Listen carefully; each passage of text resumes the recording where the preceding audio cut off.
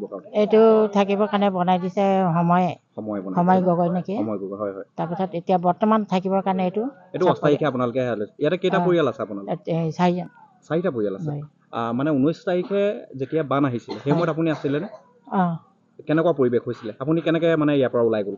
পৰিৱেশ কেনেকুৱা আছিলে মইতো ভবাই নাই যে ইমান পানী হ'ব হয় হয় তো বহি আছো ঘৰত চাই আছো যেতিয়া পানী পাৰ হৈ গ'ল তো বহি চাই আছো ইমান দূৰলৈকেতো নাহে তাৰপিছত ঘৰ যেতিয়া আহিলে নাও দি উঠি আগলৈ গ'লো এতিয়া আপোনাৰ বয়স কিমান হৈছে বাইদেউ মোৰ বয়স 65 হৈ গ'ল আপুনি এনেকুৱা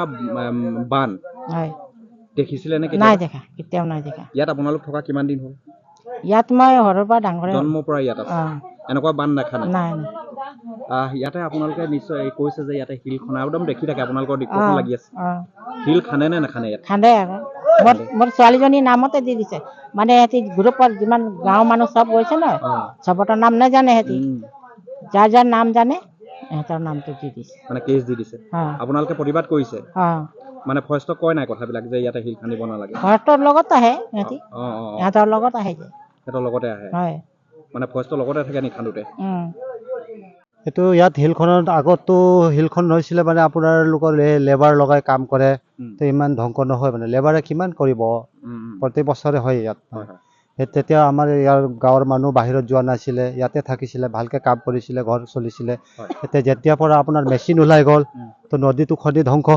তো ইয়াৰ মানুহ ক'ত যাব কাম কৰিবলৈ বাহিৰত যায় বেংগলোৰ যায় চেন্নাই যায় ক'ত যায় এতিয়াতো নদীত কামেই নাই তো কি কৰিব বাৰু আৰু এতিয়া মুখ্যমন্ত্ৰীজনে কৈছে যে আমাৰ ডাঙৰীয়াই কৈছে যে ইয়াত হিল খনন নাই এইখিনি গোটেইখিনি চালেতো মানে আপোনাৰ হিল খননে হয় এইটো মই মিছা ক'লে কি হ'ব এইখিনি ডাঙৰ ডাঙৰ মেচিন আছে ইয়াত এতিয়া বানপানী হৈছে বুলি মেচিনটো বন্ধ আছে নহ'লে ৰাতিপুৱা 4টা বজাৰ পৰা আপোনাৰ মেচিন ষ্টাৰ্ট হয় একদিনত কিমান গাড়ী মেচিন ভাঙে এইটো হিল ক'ৰ পৰা আহে নাগালেণ্ডৰ পৰা আহে অসমৰ পৰাও আহে আমাৰ নদীত শিলগুটিটো খান্দি চেচ এতিয়াতো শিলগুটি নদীত নাই এতিয়া ক'ত খান্দিব আমাৰ এই গাঁওখিনি খান্দি আছে এইটো বাগান খান্দি দিছে ইয়াত মৌজা বাগান বুলি কয় এখন মাদ্ৰাজী ঘাট বুলি কয় গোটেইখিনি এইটো খুনা দৃশ্য আছে এইটো চবে দেখি পাব মানে যোন ৰিপৰ্টাৰ আহিছে তেওঁলোকে ভিডিঅ' কৰিছে চাব পাৰিব মানে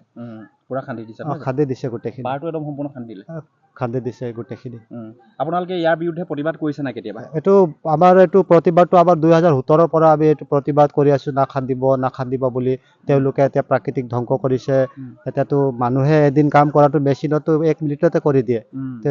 তাত 15টা 20টা 30টা ফকলেগ যেতিয়া লাগে যদি এইটো কি হ'ব আৰু অৱস্থাটো সেইকাৰণে আমাৰ গৰাখহনীয়াও ইয়াত নদীত বেছি হয় নদীটো এতিয়া ডাঙৰ হৈ গ'ল আগতো সৰু আছিলে নদী এতিয়াতো এদিনত 30টা 40টা যদি মেচিন লাগে 100টা ওপৰত ডাম্পাৰ লাগে যদি তো নদীৰ অৱস্থা কি হ'ব আৰু গাঁৱৰ অৱস্থা কি হ'ব